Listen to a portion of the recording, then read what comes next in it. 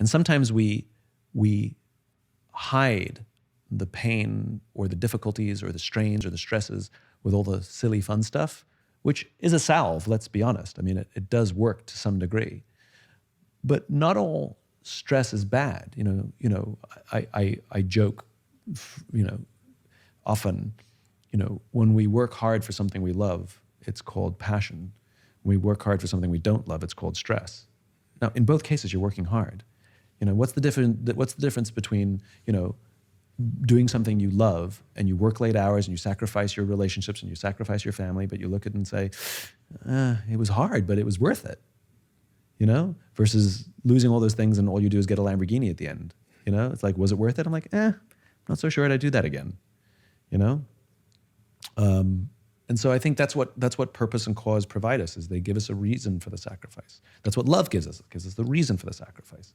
That's what children do. They give us the reason for the sacrifice. Your life will profoundly change when you have a child. Is it worth it? Yes. Is it easy? No. Every person I've ever talked to who has children say it's the most difficult thing they've ever done. And if you ask them if it's worth it, they all say yes.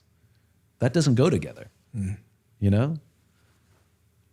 I think about even this podcast and setting purposeful goals for what we're doing here, we definitely fell in the trap of being, like I think a lot of people do, you get consumed in the charts. Oh my God, we're number one, right? For now. For now, yeah. And then you scratch your head and go, well, then what next? What's a more worthy, more purposeful goal for us to have as a team when we're building something like this podcast? Because it's so easy to get, caught up in, we want to be number one in the charts. And that does drive you to some extent. Yeah. It seems to be a reason, whether it's a vapid one or whatever.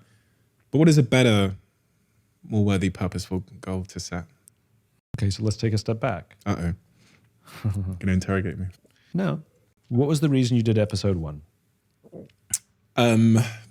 Plentiful. I'm going to give you all of them. I'm very honest as well. Thought podcasting as a medium would be a big opportunity. I thought that would be a really effective medium of communication, one that's growing. Opportunity for what? To grow my personal brand. Okay. I'm going to give you all of the reasons, even the selfish ones. Go Okay. on. Number 2, I find it a thrill and deeply compelling and liberating for others to talk about things and be honest in a way that most people aren't usually honest. So in the first episode, I talk about things like masturbation and mental health problems as a CEO, difficulties with my family, all of those things.